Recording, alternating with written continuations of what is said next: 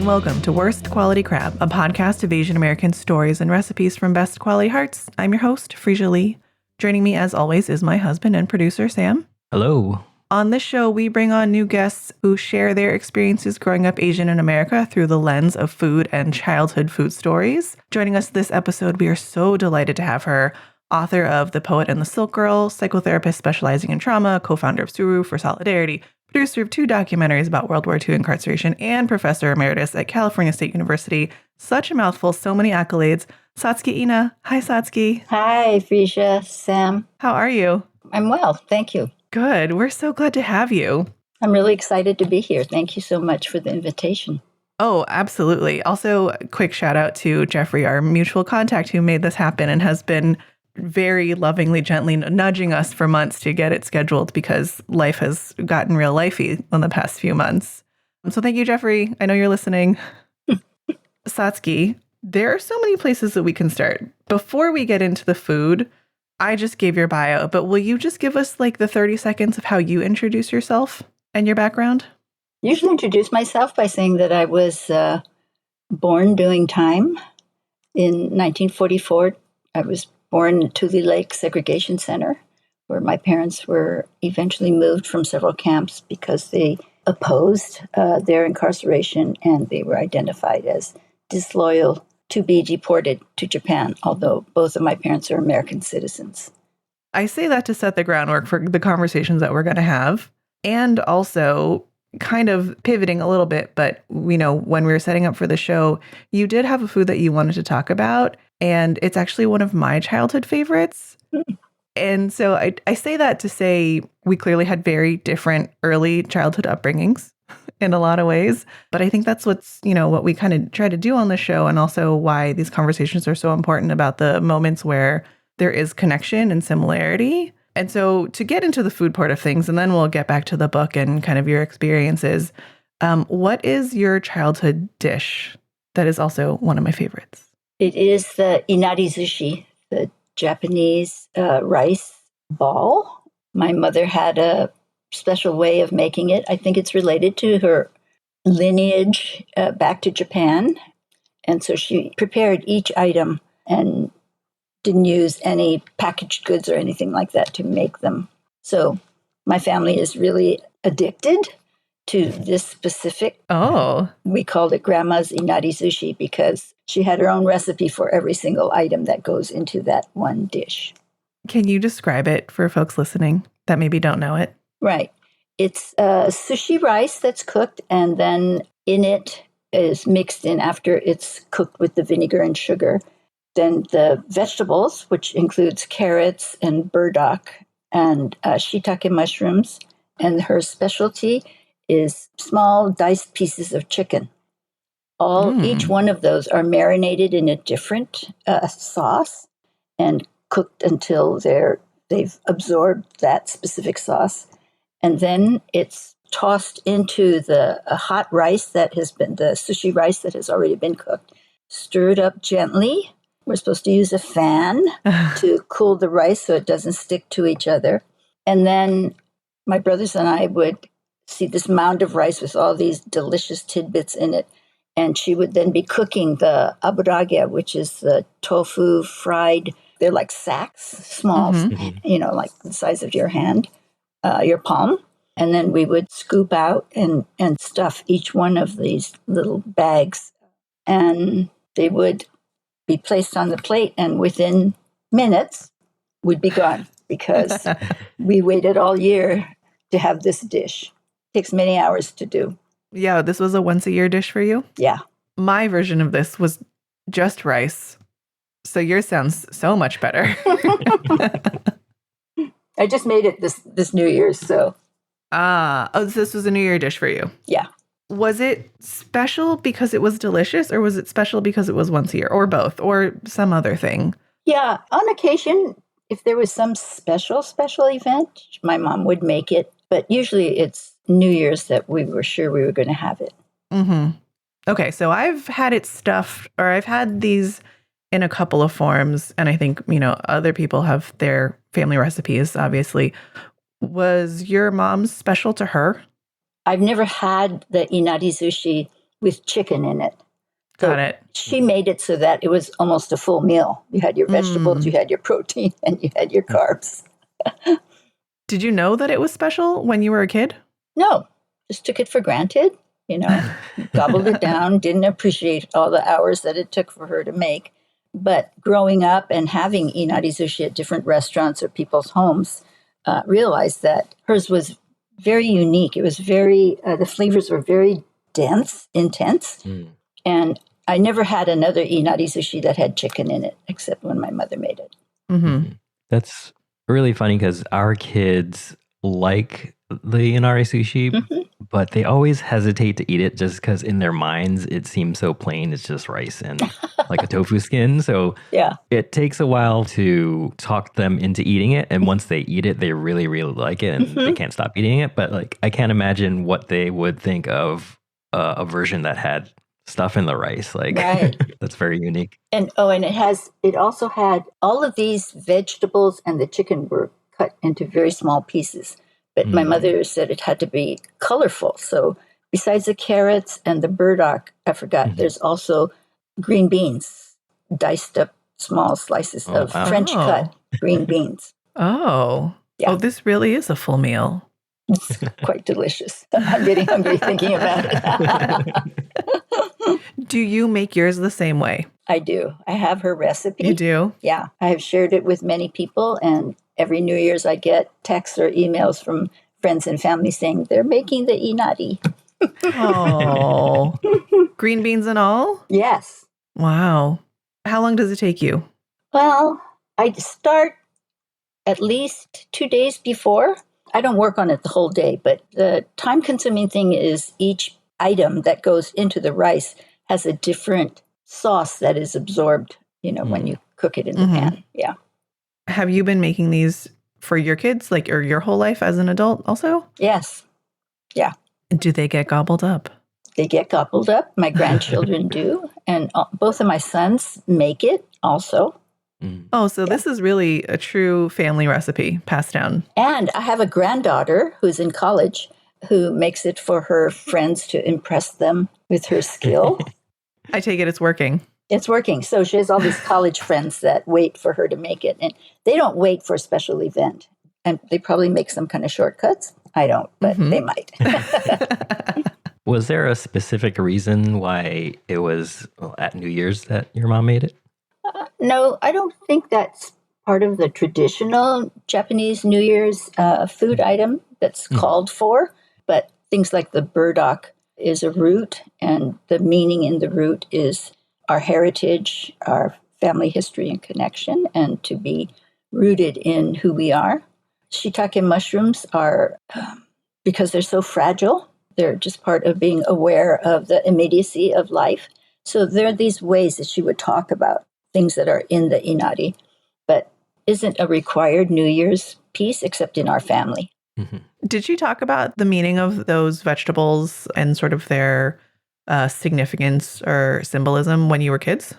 I don't think so. It was more as adults when we were more interested. When we were kids, we just ate it. We just gobbled it down. We didn't think about what it took her to make it or anything. But yeah, over time, she would explain things. You talked about this recipe being special to her and being very much part of her and your family's connection to your roots in Japan. Can you talk a little bit more about that? What about this do you think really ties her back to Japan?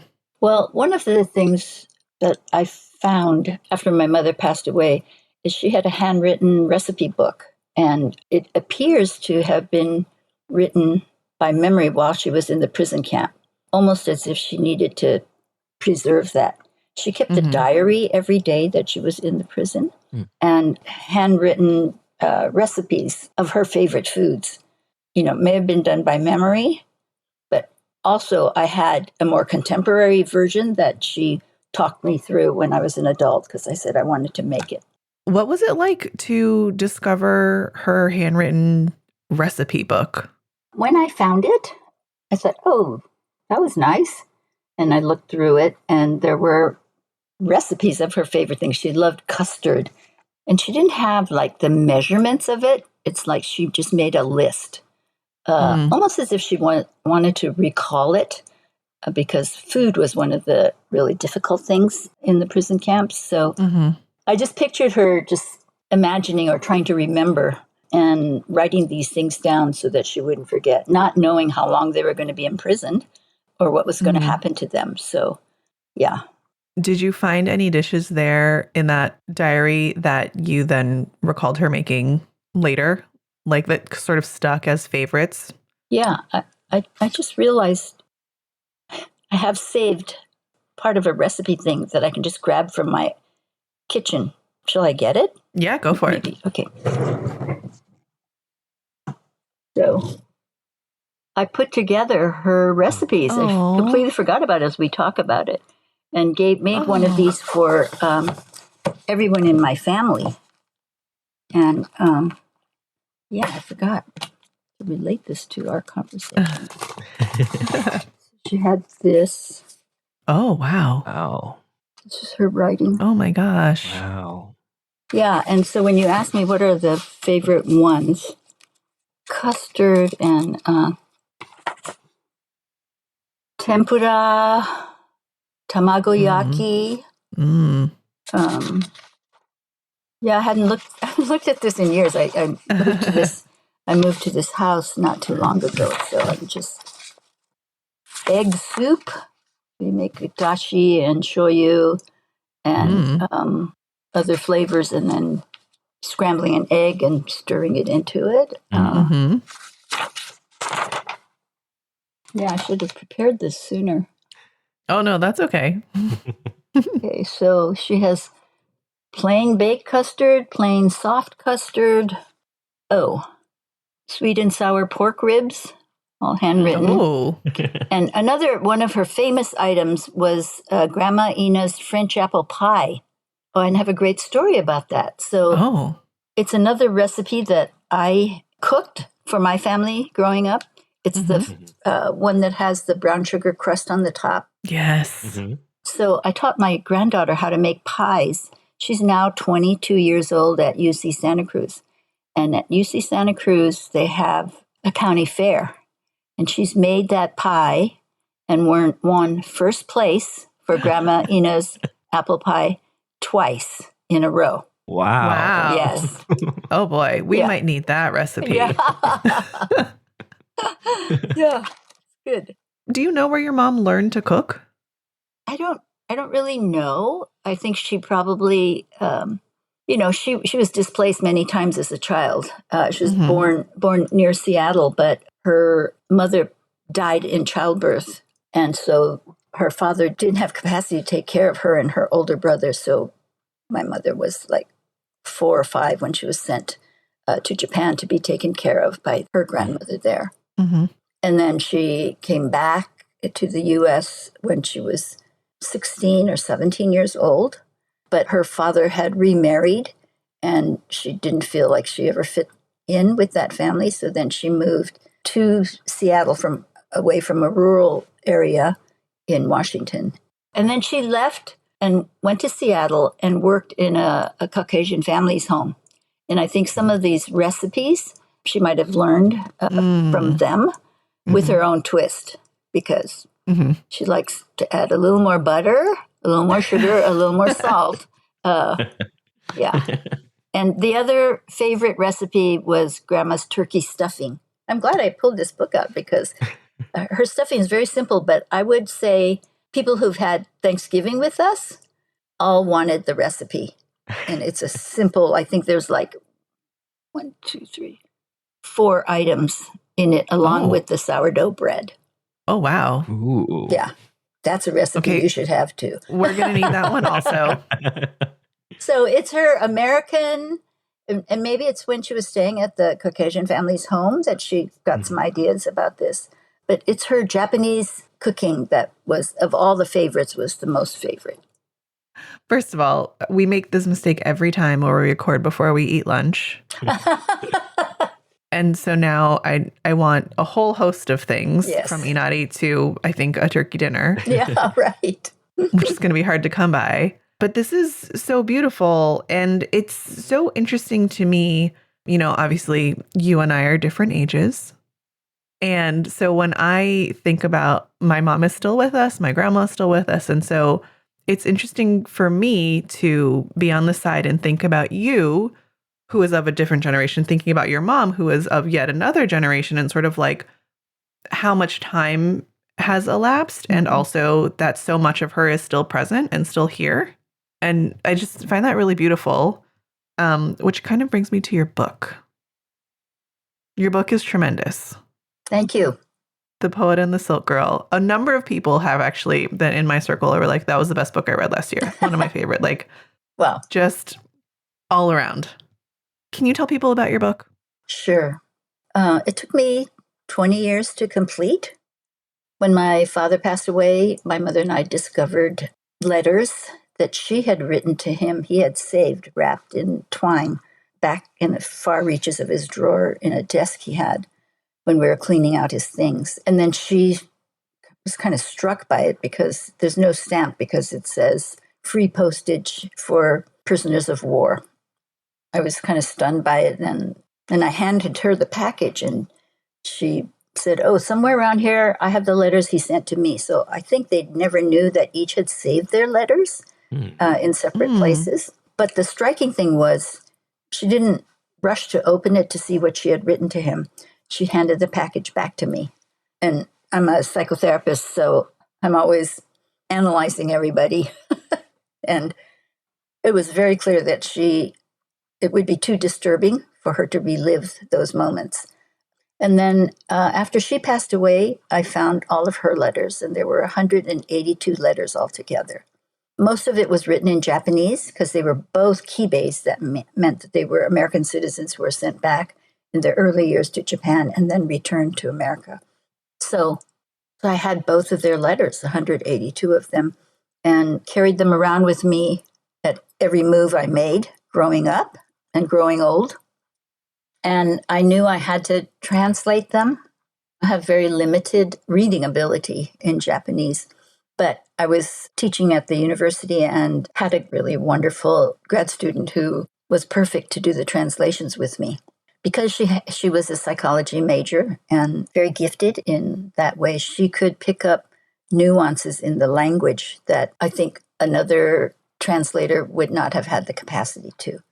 So we translated these letters. It took us almost 2 years just because of timing and work and other things going on. And then I realized that this was really rare and unusual.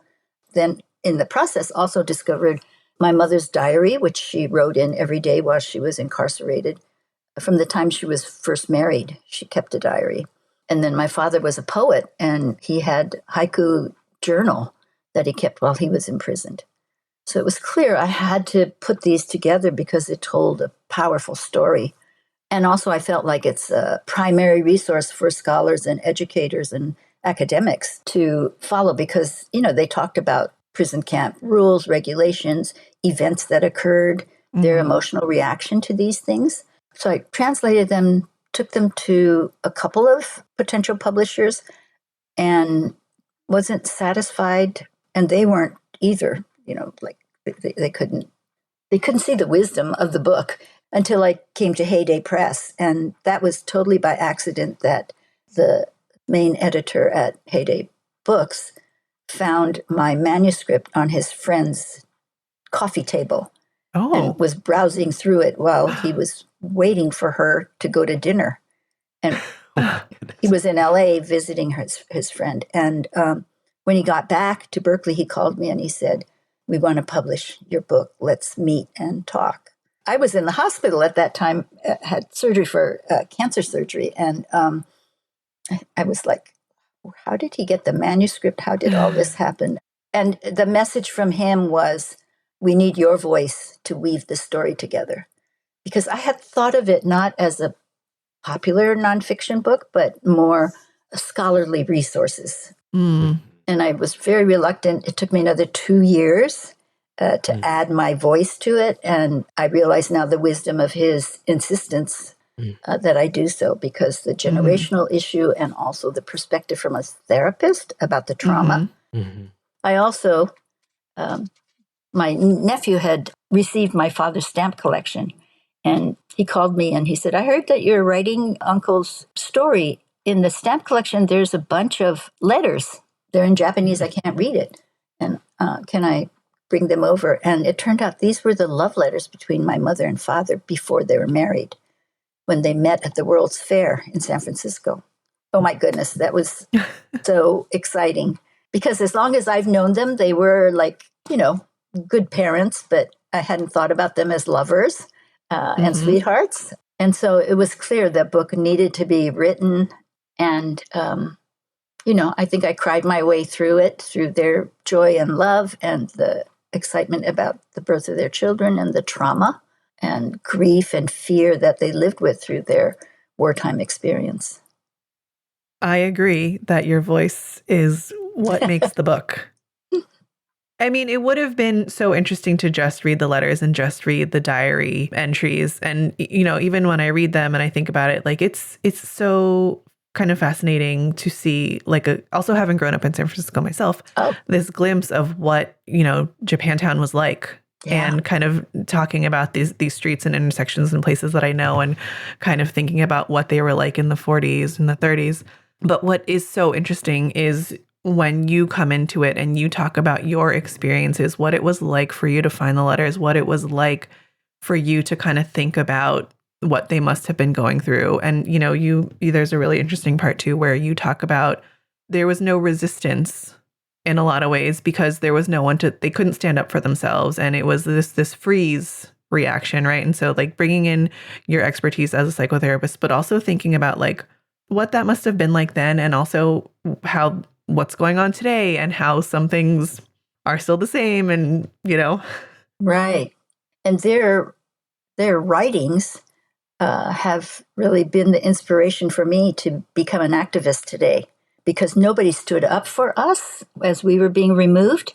There was no voice demanding that this was unconstitutional and shouldn't have happened. It's kind of like life takes different turns, and I ended up being a therapist specializing in trauma, then gravitated because of people reaching out to me, being more engaged with community trauma, whole communities that have been traumatized, by racism. And I felt like as we listened to families being separated during Trump's first administration, I was at the Tule Lake pilgrimage, and all of us were there who had been children in the camps. And I always joke about this, but it's really true that there we were at that time in our 70s and 80s, and now we're in our 80s and 90s.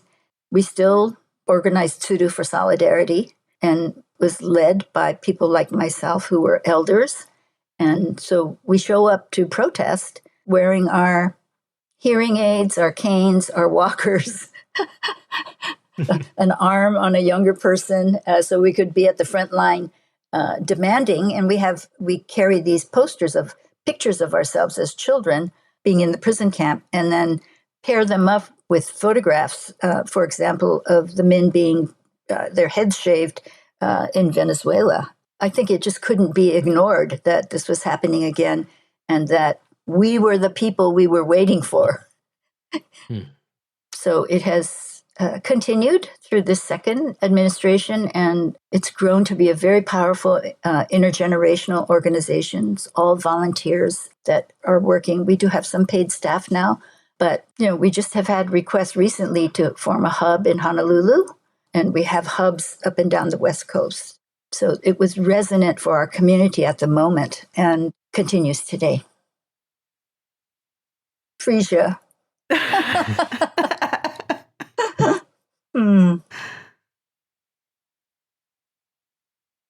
Oh, sorry. Don't be sorry. Thank you for letting your heart feel this. There's no tissue in this child's room. It's really beautiful, and also I just wish it wasn't necessary. Right. Yeah. And so every day when I hear something awful that is now being implemented, even worldwide now by this president, I cling to the determination my parents had. And, what motivated them wasn't patriotism. What motivated them was the love of their children. So they spoke up, they resisted, they got punished, they suffered consequences even after the war when they tried to come back to their community. I see that kind of determination, and we had a protest recently at the former Tan Fran racetrack where we were originally assembled, and there were about 7 or 8 of us elders that were going to go up on the stage, and took us a while to get everybody up there. And so when I got to the microphone, I said, "We might be slow, but we're still mad."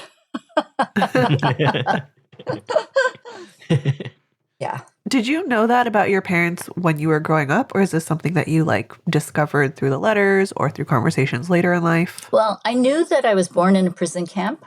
They didn't talk about it as when we were growing up as children.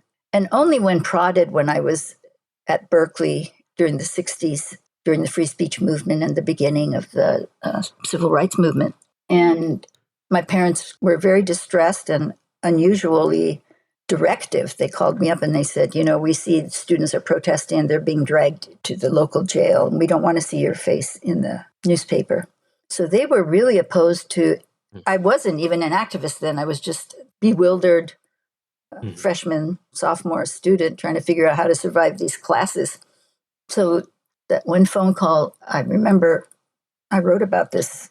They said, "We saved our money so you could go to college. So you have to go to class. Do not protest." They suffered a lot from their protest. I didn't know that at the time, but I thought it was really weird how they were reacting. And so the memory I have that's really strong is walking through Sather Gate on the UC Berkeley campus while throngs of students were all walking the opposite direction to go to the protest, and going into the classroom where there are only like 3 or 4 students sitting there in a class of maybe 100 students usually. All of a sudden, the door flies open. The professor comes running down the aisle, jumps on top of the desk, turns around and says, "God damn it, if you show up in class again, I'm going to flunk every single one of you." So I walked out of there in a double bind. I was going to be the dutiful daughter and miss out on this fun, exciting thing that was going on. And so they asked me to come home. And that's when my mother shared with me that they had renounced their citizenship while they were incarcerated, which I never knew. And we were both crying. And I asked her, why didn't you tell us? And I always tell people, you have to remember, I went to their house. I probably had my tie-dyed T-shirt and maybe even a flower in my hair because it was flower child time era. And she said, "We didn't tell you because we were afraid you'd be ashamed of us." And I said to her, I'm not ashamed of you. I'm proud of you. And then several things happened over my lifetime that compelled me to learn more, find out what were the details, how did it happen. I didn't have the letters at that time. It was many years later that I discovered the letters. So I began, studying, more interested in it and carving it out. But there were no ethnic studies classes and no Japanese American professors that I had in my classes. So it's been a long journey. What was the class that you went to that you would have gotten flunked out of? Do you remember? It was a social work class. I remember it very clearly. I remember his red face when he was yelling at us from the top of the desk. He had long hair, it was an era moment. Well, that's so amazing. I'm curious what your parents were like growing up before this, right? So when you were a little kid, did you get any sense of what lingered from their experiences, from your experience growing or being born in the camps? Like, what was that like for you and kind of earliest memories and things like that? The impact of trauma, especially when it's a community collective trauma, there's this unspoken agreement that we don't talk to each other about it. Say my mom and my dad, we don't talk about it to each other or to our children. And trauma really affects the nervous system. And so those memories are stored in a different way and creates this hypervigilance in people. And only retrospectively could I describe the impact that it had on them. I didn't realize it at the time. Like other people who were released from the camp and everything had been gone that they had to start from scratch. So what I felt as a child then was this dedication to working whatever jobs they could find night and day to take care of us. I didn't realize I lived in the ghetto in San Francisco until my teacher talked about those children that live in the ghetto on Fillmore Street and Bush Street and Sutter Street. He's talking about Japantown. Yeah. It's like, actually, it's a great place to live. It was a wonderful place. It was a safe haven for all of us. Yeah. So I think my father, I didn't realize until much later how my father worked for a Japanese company, as a bookkeeper, didn't have any contact with non-Japanese people. And if someone knocked at the door or the phone rang, he always made my mother answer. And it seemed strange, but oh, wow, that's what we do in our family. But I think that's an impact. But the most powerful was this unspoken anxiety or constant worry that we had to be successful, that we had to help make sure the children are successful. And that meant being good citizens. In some ways, my father would look at our report cards and the citizenship grade would be more important than the grade in the classroom. And my older brother often had trouble with his citizenship grade. So now I realize just really over the top level of worry that we could be put back in prison because they were innocent. They had never committed a crime. Nobody had been a spy or a fifth columnist. So the sense of security was really lacking. And that got passed on to us, this kind of anxious striving as the only protective mechanism. If we were successful, that terrible things wouldn't happen to us. And then as a therapist, I saw it continued in the next generations, where there was so much pressure on the younger generation that it led to family conflict, and especially if the younger generation didn't understand what impact that trauma had. That was one of the motivations for writing the book, too, is the idea to just understand trauma and its lasting effects over generations unless it's treated. And treated means that we talk about it, we release our feelings, all the emotions that we've suppressed, we identify the perpetrator, we transfer the blame and shame that we internalize to the U.S. government, who purposely lied and hid information that proved that we were no threat. And if you haven't listened to Rachel Maddow's podcast called Burn Order, that story is revealed in this incredible way. I have no word. No, I have so many words. But also, I love it, right? Like, this is the work that is necessary. And also, again, there's this like, why do we still need to keep doing? Like, I wish we weren't here. Right. And it is, have we even come anywhere? Ugh. But the book is spectacular. You are doing some Day of Remembrance events coming up soon, correct? Yes. Can you talk about that a little bit? Mm-hmm.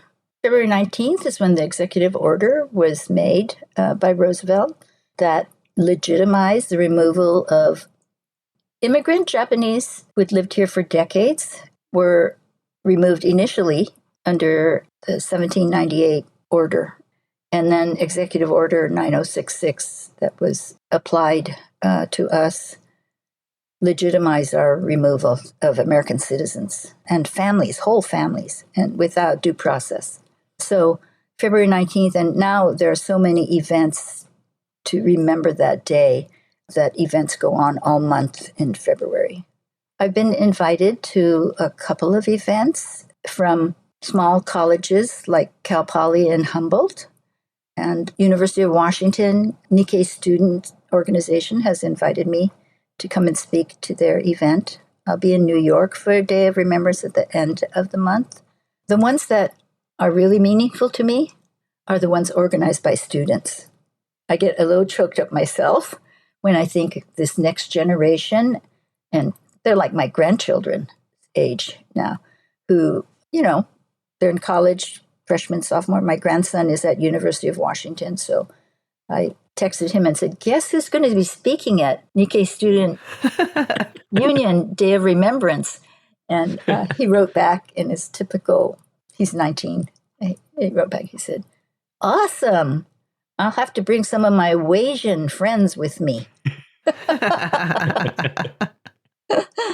So I assume that he arranged that, like he's got an in with you, No, he was completely oblivious. No family discount. Okay. Right. What's it mean to you? Those are the ones that are most special. What's it like for you to be there and see students and kind of, and not the student ones too, in thinking about all that you know about your parents' experience and your own? I'm 82 years old and I should be in my rocking chair, but I feel like I'm energized by how important it is for our story to be told, as a form of resistance. I want the young people to know that this is what's happening today is not anything new. The U.S. has a whole history of removing people, confining them without justification, but based on racism, starting from indigenous people in our country. So indigenous people in their country, excuse me. So it means a lot. I feel like it's my form of activism. I'm still showing up to protest. There's a local women's prison that's being reactivated and potentially going to be an ICE detention facility. These are happening all across the country. So it's also a way to guide people, elders as well as youngsters, how important their voice is, how important it is that they speak out, whatever form of resistance, from writing postcards to standing on a corner to showing up to educate each other. So when he said, I'm going to bring some of my Asian friends, I thought that's who I want to talk to. I want them to own our family history and to know that we still need to speak out more now than ever before. Oh boy. Yeah, we do. And what you're doing right now is a form of resistance. Thank you. We're talking about, you're having people come and speaking about what it means to be an Asian American and how food is tied to what we cherish and what we value. Yeah, it's beautiful. Thanks. Thank we you. try. Yeah. This has been great and a little bit heavy. And I want to, before we wrap, I'm now thinking about you growing up in Japantown and what I think of as, kind of Japantown in my childhood and current day. And I just want to touch on, what were some of your favorite memories, food or otherwise? Tell me about Japantown that I don't know from when you were a kid, when it was quote unquote the ghetto. Yeah. Or not. I mean, Well, we had a family ritual.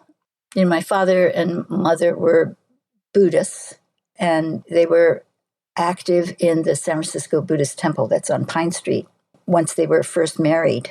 But if you were Buddhist and you were being incarcerated, that was a black mark against you. You were considered potentially a higher risk for being a saboteur. So when we came back from camp, my parents did not participate in the Buddhist church, but I got interested in it. I'm not sure exactly how. And so I told my parents I wanted to go to the Buddhist church. And my older brother said he wanted to go there too. I think it's because the other JA friends were all hanging out there. And I didn't realize why my parents weren't engaged in that experience.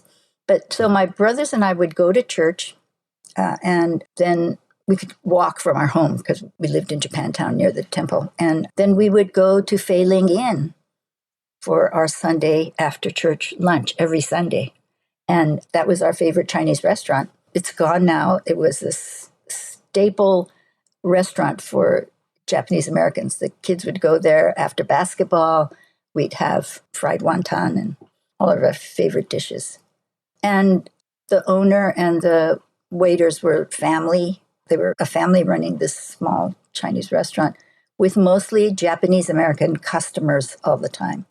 And it just felt like home, community home. We'd always see other people, other families there when we were eating, and it was a joyful time, and things were stable at that point. My mother and father had jobs. We lived in a very poor neighborhood, but all of us did.